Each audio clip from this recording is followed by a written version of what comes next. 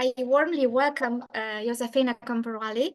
I am Judit Pieldner, Associate Professor at Sapientia, Hungarian University of Transylvania, Miercurea Ciuc, Romania. I have invited translator, interpreter, and academic Jozefina Komporaly to a discussion about the translation from Hungarian of Andrea Tompa's Home, Haza. Thank you, Jozefina, for accepting this invitation. Thank you for having me. Winner of the Pen Translates Award and included in the long list for the Dublin Literary Award, the English version of Andrea Tompa's Home, Haza, published in 2020, translated from Hungarian by Jozefina Komporaly as Home, published by Istros Books 2024, raises intriguing questions about the new life of the book, calling for fresh interpretations about the translator's work and role as a cultural mediator. Of autobiographical inspiration, Andrea Tompa's novel delves into what it means to belong, to leave, and to return, exploring the emotional and psychological landscapes of home and identity. Translator, interpreter, and academic Jozefina Komporaly has engaged in the cultural transmission via translation and cultural diplomacy of contemporary Hungarian and Romanian literature. Jozefina, what attracted you first and foremost to translate Andrea Tompa's Haza, Home? How did you become involved in with translating this book, and what inspired your decision? Well, thank you so much for inviting me and for this intriguing first question that could essentially perhaps take up the entire time of our conversation.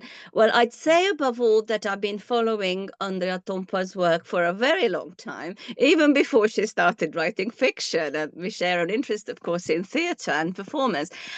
So I've been familiar with her fiction for quite a while. But indeed, Haza is the first book that I felt attracted to as a translator. The other books appealed to me very much as a reader, but I perhaps would not have thought of promoting them myself in this way. Haza was something that spoke to me on a kind of personal, if you like, emotional level, as someone who also lives between countries and languages, is preoccupied with questions of belonging in a kind of broader philosophical sense, but also in a practical sense, if you like, but also stylistically, and this is perhaps why I wanted to translate it above all. This is not really a novel in a traditional sense. It is a very fragmented, almost essay-like construction, and perhaps the academic in me was quite excited to come across a piece of fiction that works really well when you pull out a particular section alone. It sort of stands in its own feet, if you like, and can circulate in that way. It's quite a mosaic-like structure, even though, of course, there are connections between the characters. And by the end, one can see how things, come together and all the threads come together. That may not be quite so obvious from the beginning. And I think for me, that was key. Also the time, I guess. This all happened in 2020 when the book came out. It was the time of the pandemic. We were all enclosed even more, if you like, in our own little bubbles. So reading this book was really a way for me to connect, I guess, symbolically with a lot of stuff in my life, in my previous life, if you like, and literary, talking about the literary landscape too. I was also running a translation workshop for translators from Hungarian into English during that summer. And as we were sort of thinking of projects, this really just came to me almost, instantly. It kind of burst to the surface. So I think all these things together led me to want to promote the book and try and find a way to translate it. Great, thank you. So it was also personal, stylistic a lot of factors contributed to your choice. How did you pitch your translation project to a publisher? I know it's not easy. What were its challenges, and how do you regard the translator's agency in this respect? Well, I didn't immediately pitch it to a publisher. First, I've done a couple of samples. And this was really brilliant in the case of this book, that it was perhaps easier than in the case of other works that I've translated, to find self-standing sections that could be translated and shared, if you like, publicly. So the first one I did was Copper Flowers, Res Viragok, and I sent it to Apophenia, which is a sort of online translation platform focusing predominantly on cultures from East Central Europe, and they liked it very much and published it almost immediately. And that sort of inspired me and kind of told me that, okay, maybe this can happen, and this has mileage. And then I translated another section that was Tongue in Mouse, Nyelv a Szájban, and I sent that to World Literature Today. And again, it was well received. They published it and commissioned, very importantly, a translator's note in which they've given me the space to talk about the kind of translation process, the importance of the book. And after that, I thought, okay, now I'm going to look out for publishers. I contacted several, which is often the case. It wasn't a situation where the publisher already knew the book and came to me. So I contacted a number of translators who work in the sort of field of East Central European literature, often publishing houses that I've had previous contact with, send them a sample, a synopsis, and just general information about the book, and was waiting for responses. And there were a few that were, yes, maybe, perhaps, come back to us later. A number of months went by, and then finally, and this is what you probably want to hear, I was indeed successful in attracting the attention of Istros Books, led by the amazing Susan Curtis, who at that time was really looking to publish women writers.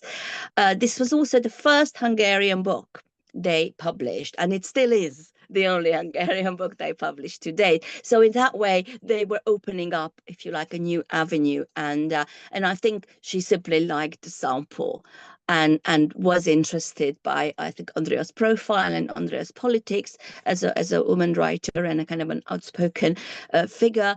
And that is how eventually, it led to a contract and the publication a few years down the line.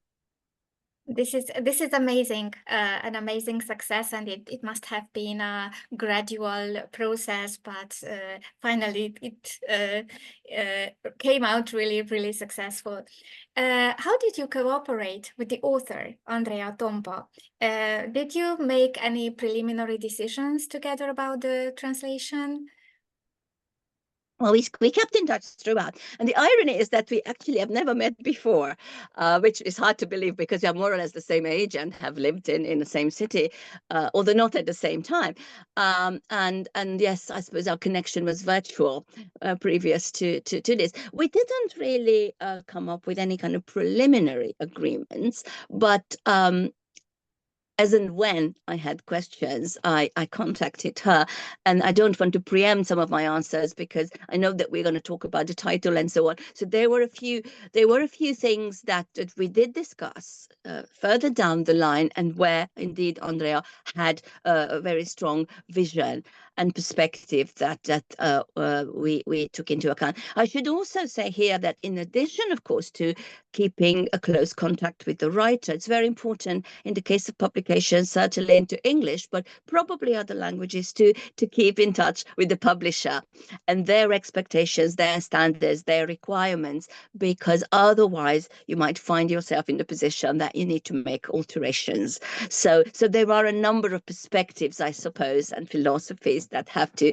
kind of come in sync in order to produce a book. Thank you. You were mentioning that there were a lot of things that appealed to you in terms of style, in terms of the character of this book. What were the major challenges when it comes to translating this text? Well, I guess the most obvious one, thinking of translation from Hungarian to English, is of course taking a decision with regard to the gender of the protagonist. This doesn't happen all that often, but much more frequently in Hungarian than in other literatures that I've read, in other languages, where it is indeed perfectly possible to write a book or a long text without pinning down the name, the gender, the precise identity of that central character, or even any protagonist, in fact, in the book. And this is, of course, the case of Haza, where this is happening for more than 100 pages into the book. There isn't a clear indication as to who this character is. And in English, that's very unusual, to put it mildly. It's always borderline impossible to do that because due to the nature of the language, you either use, of course, their name or a pronoun that indicates their gender. And this was not something that, if you like, the Hungarian text naturally allowed or invited. So this was one of the things we did indeed discuss with Andrea what to do, and indeed with Susie at Istros. And we agreed that we shouldn't sort of, yield in and reveal too soon. We shouldn't immediately name this protagonist just to make it more comfortable and easier for an English-speaking reader, but also perhaps shouldn't create too much of a fuss about it either. So try to be kind of as natural about it as possible and allow this information to emerge organically, and hope for an attentive reader that may pick up on the clues all along. So I know this is a bit of a woolly answer, but that's kind of what happened. So instead of, saying she from the first sentence, I tried to refer to the protagonist in other ways, sometimes just saying the protagonist, or depending on the situations in which this character was in, call her the traveler, or something like that, the speaker, etc., etc. So finding other ways of pinning down, if you like, their identity. We also decided, this was together with Andrea, that we would not be using the more inclusive and more contemporary they for this protagonist, because this book doesn't come from that spirit. So Andrea was very adamant on this, and I agreed with that. Had this been, I suppose, a novel written in a different vein, set elsewhere, perhaps this would have worked. And I consulted my children on this as well, for whom this would have been the natural choice, of course. But for the age of the protagonist, for the style of this novel, for the cultural references in it, we felt that perhaps using they and leaving it at that, and letting the readers decide whether this is fitting, was not the avenue. So eventually, I did not check on which page, but 100 plus, the revelation comes that indeed we are dealing with a female protagonist. So it's a waiting game, in other words, and hopefully this works for readers who are not familiar with the Hungarian. I haven't seen this picked up actually in reviews or commentaries, which surprised me. I almost would have expected that to come up, but it did not seem to cause too much of a stir.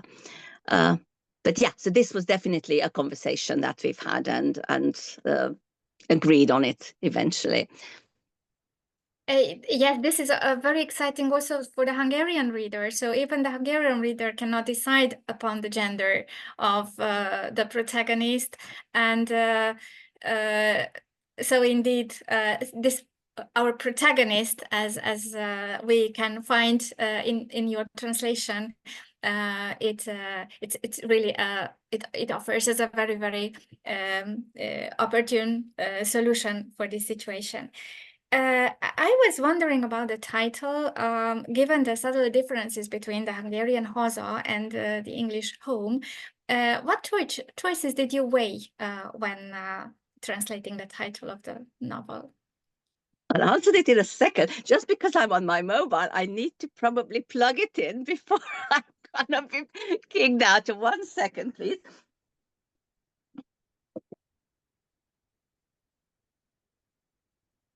So let's hope that this can stay in place. Right. Yes, so this was another conversation we had, needless to say, between the three of us. Homeland was perhaps my first title. And I felt that in so many ways that was a little bit more inclusive and perhaps closer. However, again, Andrea felt very strongly that home was more appropriate and more fitting, and maybe didn't quite have the same political connotations, which we wanted to avoid. Also, it parallels, it mirrors the Hungarian title in its kind of shortness, abruptness, sharpness. It's the same 4 letters. It almost looks the same on the page as the Hungarian title.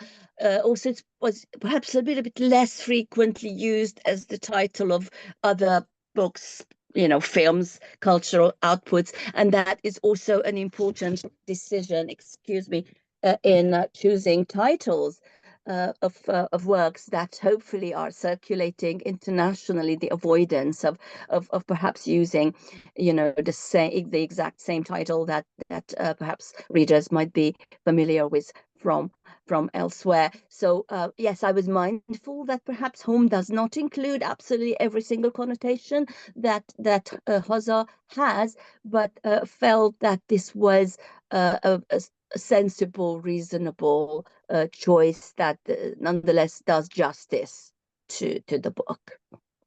Indeed, that's was the best choice possible. Another interesting thing that struck my attention while reading the book in English, that there are some lexical items that carry some semantic nuances that are important in the text and that work differently in the English language. And this most probably made the text really very challenging to translate. So if you could provide a few examples, if you remember any situations when you had to really think about how to keep some semantic nuances in translation.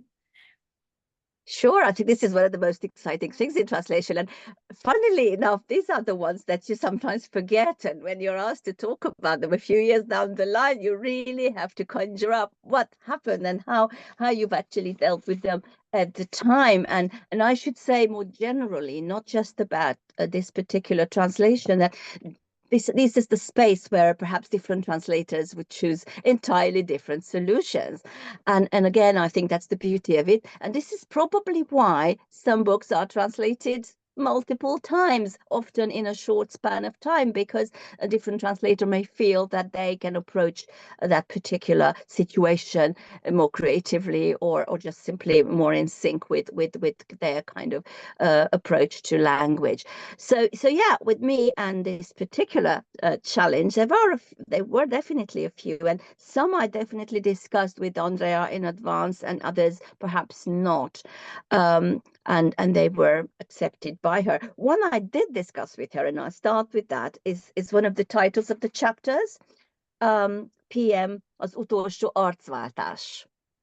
And I was kind of really thinking about this and tried to be as cool about it as possible, and came with up with a number of versions. I also asked her what it is that you actually mean here, and what she said is that she's kind of thinking, mirroring levélváltás and arcváltás, and that explanation led me to the choice, which perhaps sounds less glam or radical on the page, but mirrors indeed her explanation. So I put it, the last time they exchanged looks, as opposed to they exchanged letters. And that's what we stuck with, because of course this refers to the last meeting between these two characters. So here I went definitely with the suggestion of the author. Another one that I kind of agonized over is in the chapter Szerelmes Apám, that translated as My Beloved Father. And there they are talking about, I suppose, the material on this character held, the surveillance material, secret police material on this protagonist. And in the Hungarian, they're talking about milyen irányú anyag, mi az előjele. And these terms, of course, outside the kind of complex cultural context of a socialist regime of surveillance and control are quite tricky. So in the end, I decided to use gist for irány, which of course is not a literal translation of that term, but I felt that it kind of summed up the kind of contextual reference. It kind of summed up how these indications around that material would perhaps be present in that term. And then when a few paragraphs later in that same chapter, the term elője comes up, then I kind of put in indicative signs, because we are talking about how somebody reading that material at a quick glance could get a sense of what they might be about and what might be the approach in them. So this definitely was a challenge, and in so many ways further contextual material, further explanations would probably be necessary, but this is not something that is easily possible, to sort of smuggle in additional information into works of fiction that are already quite complex, and also they are not terribly explicit in the original either. And one more kind of translatory thing that I put in here, of course, most publishers are also quite reluctant to include too many footnotes or elements of explanation in glossaries, because again, they feel that slows down the reader, pulls them out of that flow, that immersion into the reading. And in this day and age of, I suppose, online information being available easily, if somebody is very interested, they can possibly find out for themselves. Well, I don't agree 100% with this, but I totally think that, readers should not be patronized. And indeed, if they want to find out more, that is certainly possible for them. I don't know if you have time for more examples. An interesting one could be the one in Nem vagyok emigráns chapter, I'm not an emigre, where the term cigánykerék comes up. That translated as cartwheel, which is the English equivalent of that physical whatever it is, exercise, jump, movement that both protagonists, actually, the mother and the son, physically carry out in here.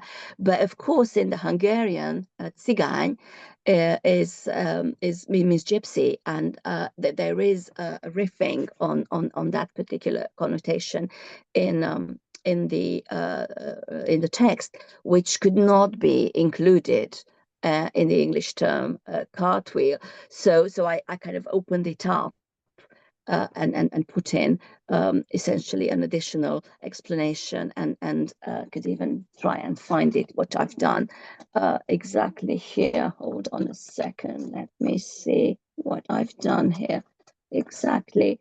So yeah,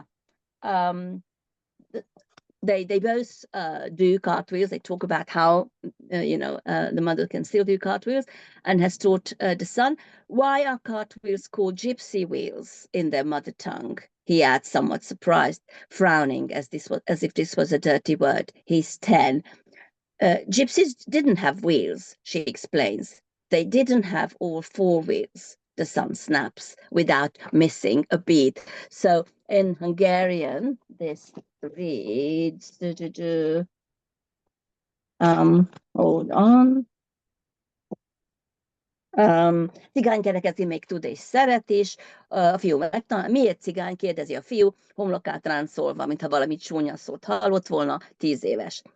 A cigányoknak nem volt kereke, magyarázza neki, nem volt ki a 4 kereke. Vágja rá a fiú, röhögve, gondolkodás nélkül. So yes, there is a slight loss here, but hopefully, nonetheless, the kind of bridge is still there.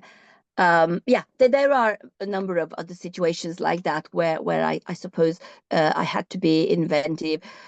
In a chapter called Sweden, Csaba, Sweden, for example, there is the term birocratia in Hungarian, which is a kind of misreading, misinterpretation of the correct term.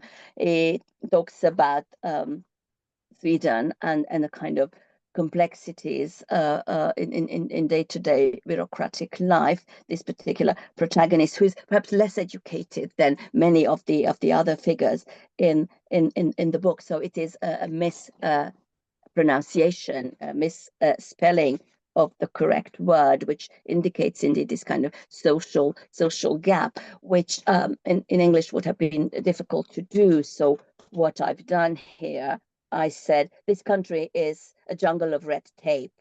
In his pronunciation, this sounds like red tap, as if he had to tap on something. So yeah, this is perhaps a more of a departure, if you like, from the Hungarian, but it's in that realm, perhaps, of the original in terms of cultural references. Hopefully, this is sufficient for now to give you a range of the concerns. There are probably many others that I could not quite remember. Yes, the book is full of such instances where it's a really challenging task for the translator, and these also caught my attention, and they are really very, very interesting solutions, very ingenious ones. Another probably very challenging aspect of the book is its intertextuality. It's very dense with a lot of references from the Bible through the Odyssey to the Russian emigres. How did you work with the overt and even covered forms of intertextuality? How did you handle these text places where there were references to other works? Well, wherever possible, wherever I could, I tried to source existing English translations of these and include them. Because I feel that way, indeed, we are kind of intertextual with also a tradition of translation that I feel very, very strongly about. Perhaps this wasn't happening in every single instance, but that certainly was part of my intention. And I generally try to do that in most of my translations wherever possible. Sometimes it's difficult to obtain that. Sometimes there could be disagreements whether using that text is appropriate, or sometimes they may not actually fit in the context of the English. But that wasn't so much the case here. So yes, I would say I tried to find, the English translation whenever I could, and then I put that in. Now, whether that's fully credited sometimes or not, that's an interesting one, because they are not necessarily in the Hungarian either, and this is something that again depends on the approach of publishers. If it was an academic book, certainly would have been a lot more careful and signposted this. In this case, it was maybe not the main preoccupation, but certainly there was this attempt to bring in that the voice in the already existing English translation, so not to create mine wherever I could find an existing one. I see. Another interesting aspect of this novel is that it contains a lot of foreign inclusions. So a lot of English, Russian, French, and Spanish text parts. When it comes to translation, what is the strategy to be chosen here? Well, probably again, different translators would have different opinions here. And certainly I would start, different publishers would have different opinions here. So what I've done as Josefina, the translator, I've kept them in the first version. So certainly I kept all the American. And I even put in a note to that at the beginning of the book, because I do know that this book is going to circulate outside the United Kingdom. And there will be readers, possibly more readers, who are perhaps more familiar with American English. So I wanted to signal that, wherever there was an American spelling, that wasn't because I didn't pay attention. That's how it was in the book. And we try to keep that in italics as well, wherever possible. So there is already the UK, fairly British English versus the American. So that was retained throughout. Now, with the other insertions of foreign languages, we had a word at some point, so I kept them. But because there was a numerically large amount, the publisher decided that it's perhaps a little bit more than what your average English reader might expect, or indeed even tolerate. And the suggestion was to translate some of those back into English. This was a bit of a sacrifice, I would say. I was not exactly thrilled, but I do understand that these books are for a readership in English, not necessarily native English readers, but people who are reading in English. And I felt that, okay, this amount of concession perhaps is fair in order to allow this book to circulate at all, because at the end of the day, that is what I suppose as a translator I'm thinking of, to bring this book out and allow readers who don't read Hungarian, but may not read all these languages either, able to reach that. So yes, the answer is the intention was certainly very much there to keep the multilingual aspect, and I think that's there, but it got reduced in the process somewhat, just for ease of access. Very, very interesting. I see. Thank you. Another aspect that I want to ask you about is that you also come from the region, Transylvania, where Andrea Tompa herself comes from. And so you are familiar with some regional variations of the Hungarian language, which pop up from time to time in the book. Did you face any challenges in translating some dialectal forms of the Hungarian language, of the regional references? And how important do you consider to convey this regional aspect to a global readership? Mm-hmm.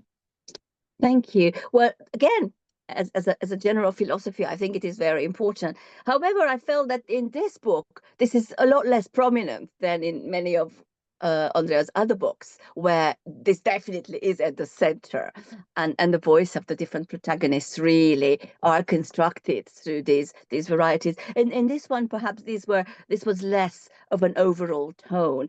Clearly, the kind of class differences were at least just as important, and I guess I hinted at that, but I must admit that in the case of this particular translation project, these were not as central to my concern as perhaps they would have been had I translated Omerta, for example, where there's, without departing from this premise, you can't even have a translation. So in this one, because it was already so multilingual, and there were all these intertextual references.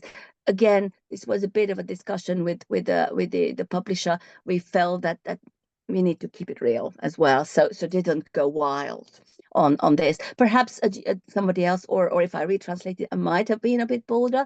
But I just felt that in this instance, maybe this maybe wasn't the most important aspect to insist on, if you like. So didn't kind of spend as much time in creating widely significant differences between the register of the different protagonists, despite being aware of their origins and sometimes recognizing situations, of course, very well from my own personal experiences. And that was sometimes additionally hard, because I could sense who might be behind those characters, as it's a nice thing, but also puts you in a tricky position. Yes, this is why I asked you this question, because I am also from Transylvania and I also feel these subtle nuances, but indeed, this is maybe not of primary importance to convey for the global readership.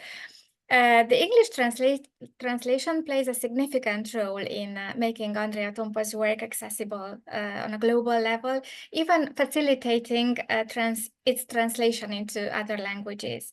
What has been the most rewarding aspect of translating this book, and how do you hope this translation contributes to the reception of the author's work internationally?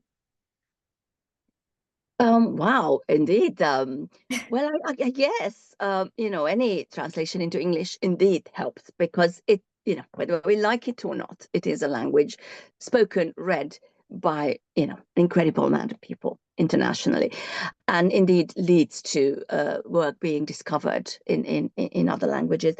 Um, so just getting it published, I think in itself is incredibly rewarding. And we talk about it at the beginning. And yes, I tend to translate work I promote. I very rarely get just asked to, do this, and then I will. Sometimes it happens, but on the whole, I'm the kind of translator who is like almost literary agent, unacknowledged literary agent. And indeed, as you said, cultural ambassador who is contacting people and trying to persuade publishers to do it. And, having succeeded, that is obviously amazing. But the circulation of the book is the next stage. And that's where I suppose we are a lot less in control. And that's where I wish more could be done with the help of cultural organizations and agencies as well. But in terms of successes, certainly, yeah, it is the publication.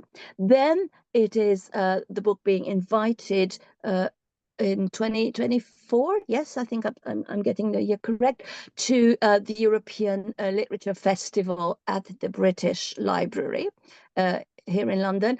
So that was it is a series of very prestigious events where a handful of European authors with their recently translated books into English are invited. They are put in panels and in conversation with, again, major figures on the UK literary landscape. So Andrea had conversations with journalists and other writers, for example. So I felt that was a very fitting opportunity to showcase the book and bring it to a specialist audience, but also to a broader readership, because these events are public.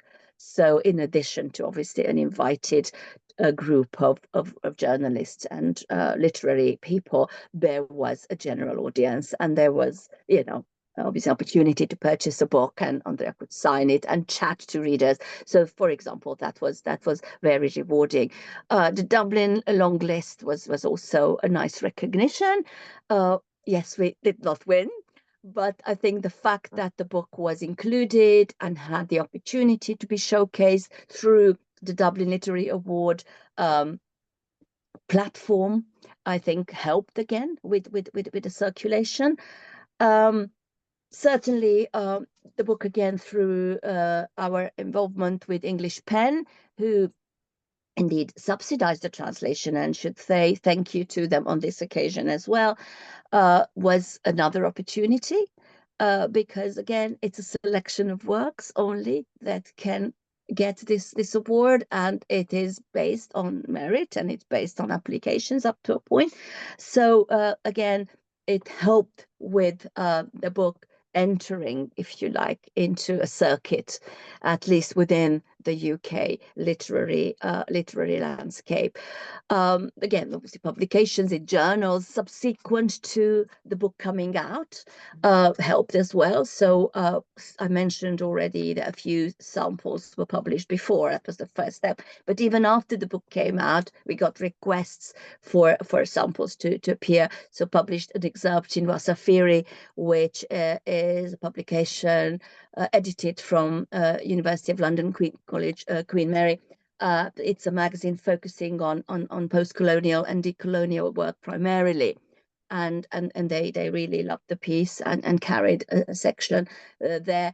And the Hungarian Literature Online, which is your almost go-to forum for recent work appearing in English, requested a sample, and they published it, and also carried the news of the publication. So these are great. Other than that, hopefully the journey of the book continues, and will be read by my more readers. Hopefully will be reviewed further, and in that way circulate. So I think it is important to promote it. That's maybe the last thing I should say under this, that it's a process that continues over years. So there's a lot of preparation prior to the book being commissioned and translated, but it's equally important to deal with it after, because let's face it, there's a lot of competition. There are a lot of publications coming out in English every day, and unless somebody champions the book, writes about it, promotes it, takes it to events, takes it to festivals, it is less likely to circulate. So I haven't fully given up. I've written about my translation process a number of times. I mentioned the WLT piece. I've written an article for the Feminist Translation Network on it, together with some other translations of mine, but showcasing this work as well, and the kind of collaboration between three women, really, Andrea, myself, and Susan Curtis as a publisher, and how important that is to bring women's voices together in that way. Spoken about the book at the London Book Fair this year, where I was invited on a panel. So, I'm actively looking for opportunities to promote this book, and indeed Hungarian, Romanian literature more generally. This is really amazing. Congratulations. You translate contemporary Hungarian and Romanian literature into English. How do you regard the translator's role in bringing the voices of smaller cultures to a global audience? Well, I kind of hinted at that, I suppose, already a little bit earlier. Well, I think they are more central probably in the case of these languages than in the case of major languages, although it's hard to tell. I mean, I'm in various translation networks in the UK, in Hungary, in Romania, internationally, and we compare notes, of course, quite a bit. And it does seem to me that, yes, if you translate from, let's say, French or Spanish, you are more likely to just be given books to translate. So if you don't want to necessarily go out and find your own authors, you probably have more than enough work and you can just do whatever publishers want. That's not the case in our languages, at least not for me. Maybe there are other translators who can do that, although I doubt it, with the exception of one or two, that to be the case. So it is really necessary, not just because you want to, but it is necessary to be a bit more proactive. Because I'm an academic and I'm probably quite, keen on promoting certain things and connecting them to my own writing, I would do that. Spends a lot of time on thinking about these choices and on reaching out. And I think that definitely is at least as important a part of my practice as the actual translation. I sometimes wish the ratio was a little bit different. I could spend more time on the craft of translation, but realistically, yes, that's not the case. So it's a long process of choosing potential candidates and then indeed liaising with all the stakeholders in this publishing world to do a book. And let's not forget a very important element is the financial one, that even though often enough I would find an interested publisher, unless the funds can be secured for the book to be brought out, they will not proceed. A lot of Hungarian and Romanian literature is published by independent publishers who do not have massive budgets. So they really need subsidies. They really need to apply for funding. And again, translators play an important role in, filling out those forms and just adding the necessary information. Certainly the PEN Award was a bit like that. We got funding, should acknowledge that here too, from the PETOFI literary agency for this book and some of my other translations. I've done a lot of work at the Translators House at Balatonfüred, which is this most amazing creative space where I can focus like nowhere else in the world and produce work in a relatively short amount of time that is much more coherent than when I work from this messy desk here in London, where I have obviously lots of other commitments. So all these things are very, very important. And yes, I cannot quite imagine a situation where a translator from these languages would not have to be proactive. Thank you. Thank you. And I have one last question. What projects are you currently working on, and what are your longer term plans, and what directions do you hope your future translation work will take? Right. Well, if only I knew the answer to all of these. I have some thoughts for sure. So I just got a piece accepted in a US-based translation journal of a novel by Santo Tegabor. So that's really exciting. Hopefully, I can't really say more about that, but that's a new author for me and a new project that hopefully will grow in time. That is often the case. That I translate samples from authors and then hope that they get published somewhere, or there is an interest from publishers, and then I can be more public about them. I'd mention my kind of longer term project of working on Melinda Matthews's work. I've published one of her books with Ugly Duckling Press, based in New York, the really exciting indie publisher. And they brought out My Life and My Life, and we actually had the opportunity to promote that in New York this year. So that was very successful, and I'm hoping to do more of hers. And I'm in discussion with publishers around that. Let's see what happens. So that's something I would like very much to do based on Hungarian. I have a few projects from Romanian.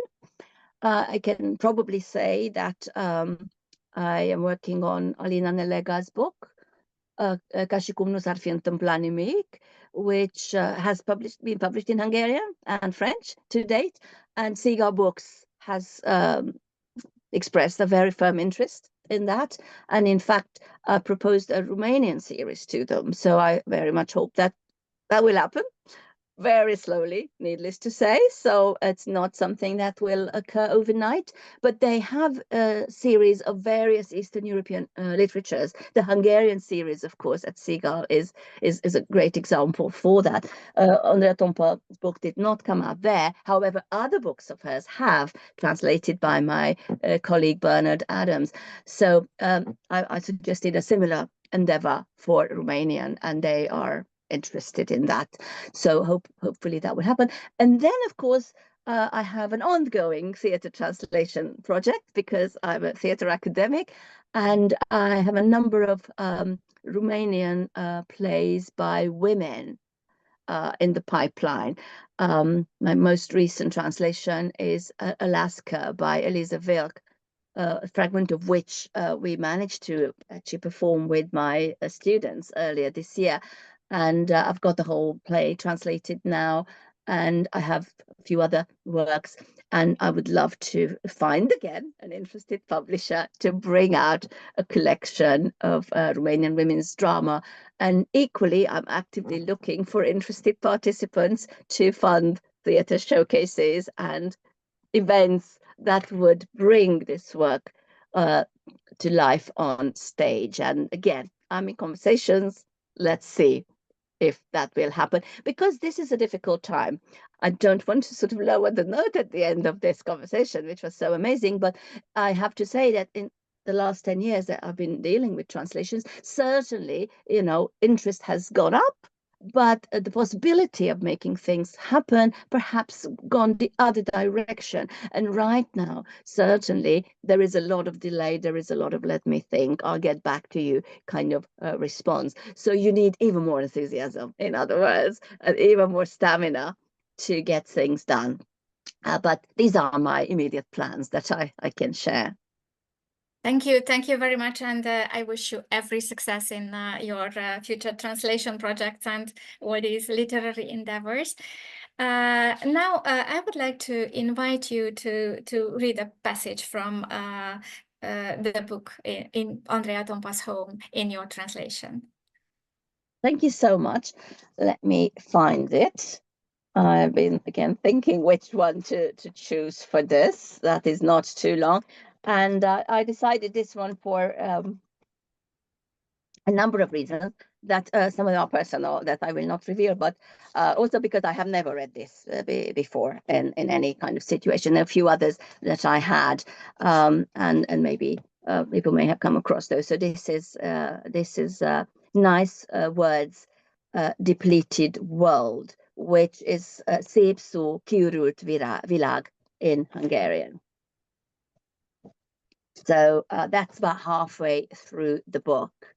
For those of you who may be familiar with, and the protagonist is visiting her hometown. By this point, we know that it is a she. In fact, I say this is her last evening in town. Tomorrow, she's heading home with Edina. On the extra day she has thus been gifted, she visits the professor. A very long time has passed since she visited, and who knows when she'll come again. As they are saying their goodbyes, the tiny and frail, volatile body lets out a stern sound. Come again. Come every time. I can no longer travel to your world. My world has now become depleted. By this she means that people have either left or passed away. The words she utters still have a strength to them. In the beginning, back in the depths of time and the start of their shared time together, when she started to pay visits to the already elderly-looking professor, preoccupied with poetry, literature, and aesthetics, the latter's life and home was full to the brim, with people, books, objects, various creative genres, from Platonic dialogues to French essays, a myriad ideas and observations, conversations, worldviews, and words. In this jungle inhabited by the professor, a young author brandishing a manuscript had to fight for attention and the right to be present in her home. And whenever the door was open, the visitor would not only gain access, but also advice, as well as books and new unknown words in one another's mother and various useful languages in which one's raison d'être would be expressed.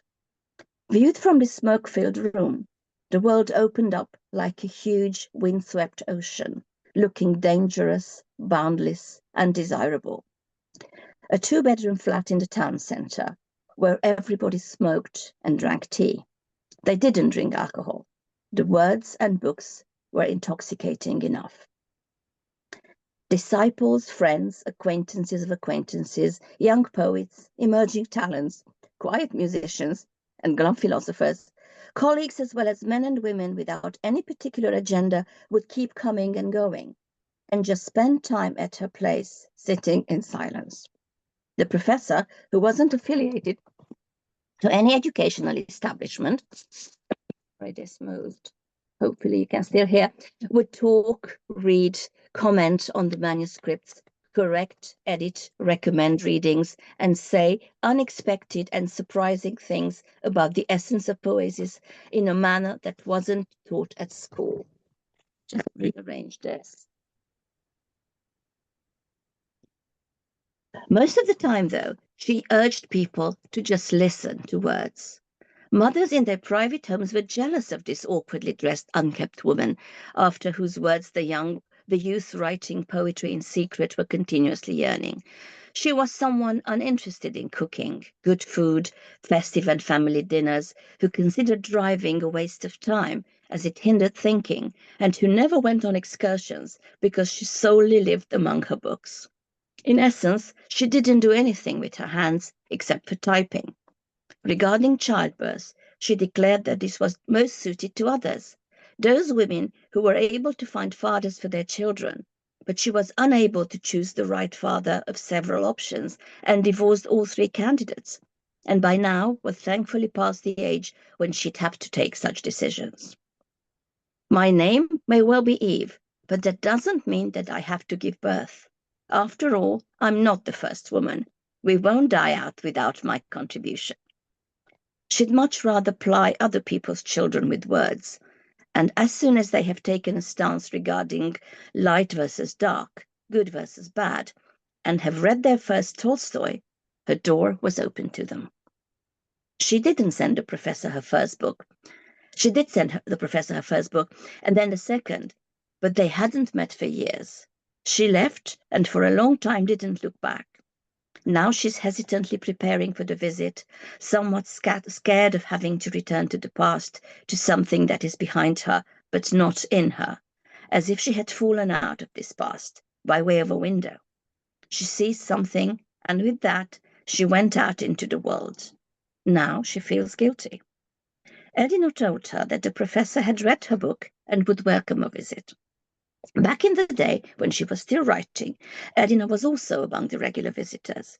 These days, she tends to come for practical reasons, and they don't talk much about books, as Edina helps with obtaining medication and other essentials.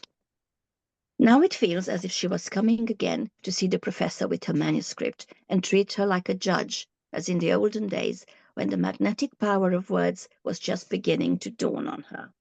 This may well be the moment when it's decided what she deserves or what she has deserved, light or quiet, darkness or restlessness. The professor can't be contacted by phone. She learns from Edina. She can't answer the phone because she can no longer hear. She suffered 2 heart attacks.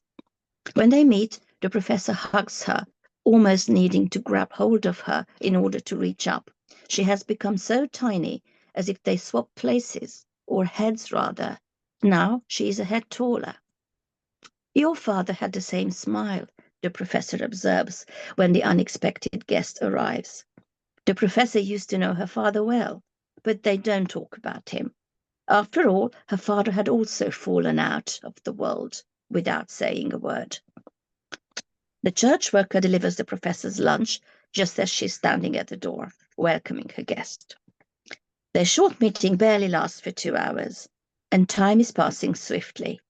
Back then, there was unlimited time, but by now, everything has limits. They are not talking about the other limit, where the professor is preparing to go. She isn't interested in death, she concludes. She has survived it already, her own death, twice, and that of others, many others, those who left, who died, who invited their own death, and who simply decided to fall out of the world without saying a word. There is nothing there, no need to be afraid. We belong to ourselves. That's all we have. The rest is none of your business. Her home is just like before, but more neglected. Books, old manuscripts, newspapers, notebooks from decades ago, heaps of old diaries. She might even find her own manuscript at the bottom of some pile of paper. A defiance of everything that claims that things should and can be organized. As she sat there, immersed in the armchair, they are struggling to converse, because the professor can no longer hear sounds, and her hearing aid doesn't help in conveying other people's faraway and alien words. I'm deaf, she puts it quite frankly. I've been deprived of the human word. She cannot tell her then that when she used to come to this messy and seemingly dusty flat, the words that the professor was uttering were akin to when a person about to drown lifts their head out of the water and then immerses again and continues with the drowning, as if this was the very nature of existence. These words that she cannot evoke at the moment have always shown a light on her path, and she now knows that they definitely haven't been lost.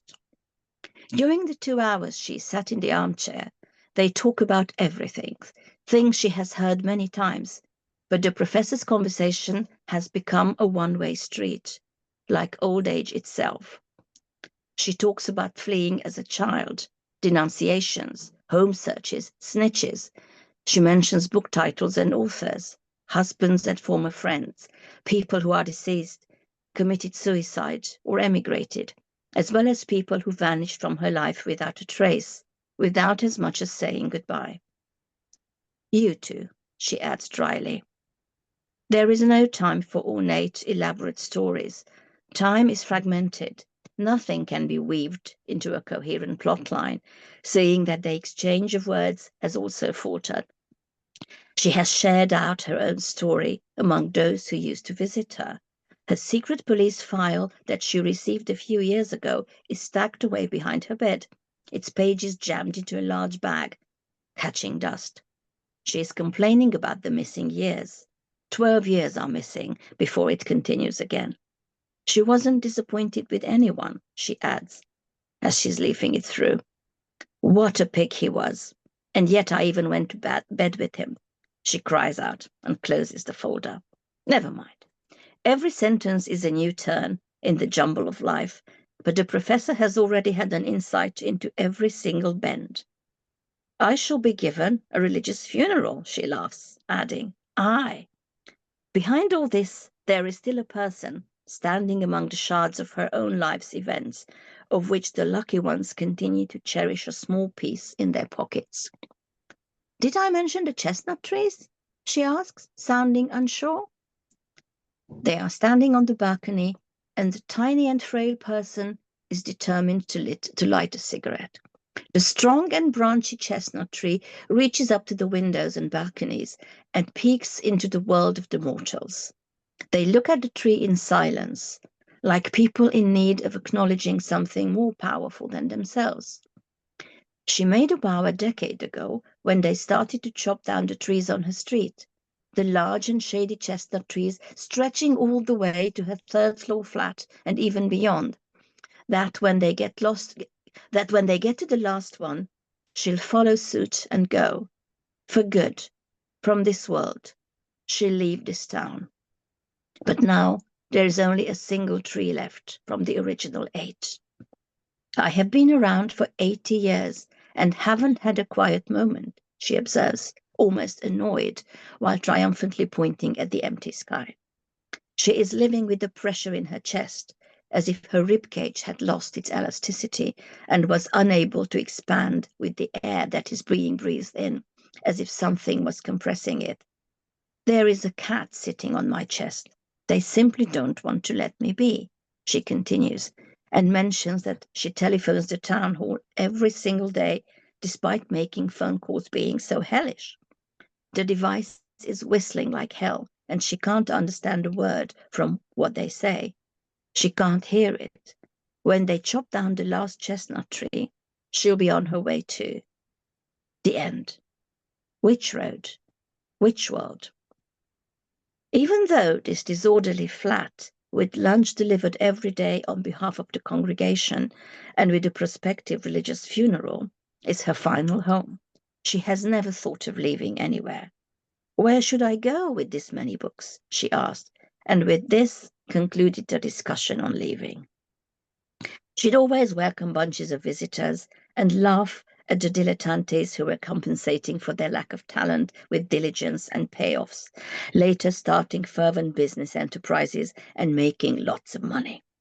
The young, the students, the adults, as well as the middle-aged would continue to visit her for decades, until they started to visibly dwindle in numbers, getting married, giving birth, traveling, and holidaying with their families, participating in foreign conferences, moving out of the increasingly suffocating town, emigrating, attending foreign universities, discovering new worlds with the help of scholarships, and never coming back, or at most once a year, by which point visitors would no longer bump into each other, unless in their writings, books, and fulminant articles. It was at least a decade and a half ago when her students' children had also started to travel the world with scholarships and complicated funding bids.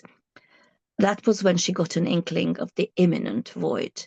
She opened her arms in her room in the midst of several thousand books and stated, "My world has become depleted." Gradually, the number of visitors goes down to 1 a week. There are fewer people left to come round. 2 friends committed suicide over the last few years. Others died or went away, the frail professor observes on a matter-of-fact tone while standing in the doorway. My world has become depleted. Ours, however, has become full, the visitor replies, full with you, scattered around the wide world in 1,000 urns. I'll come again, she whispers in the ears of the professor, whose hearing aid is up for replacement, provided there is a stronger model on the market, because even the sounds have run out of the world. And as she steps out of the door, she'd like nothing more than to keep this promise. Not like those words written in books that aren't really true. The professor follows her with her gaze. There isn't and has never been any reproach in her ways. She's expecting her. She can come any time. Her door is always like the home that forgives everything. Thank you. Thank you very much, Jozefina, for reading this passage, for sharing your insights, your experiences, the time you took for this conversation. And I would like to congratulate on translating Andrea Tompa, on your translations of Hungarian, Romanian literature, and I wish you every success for your future commitments. Thank you very much. Well, thank you so much, Judith, for inviting me and for your provocative and super exciting questions.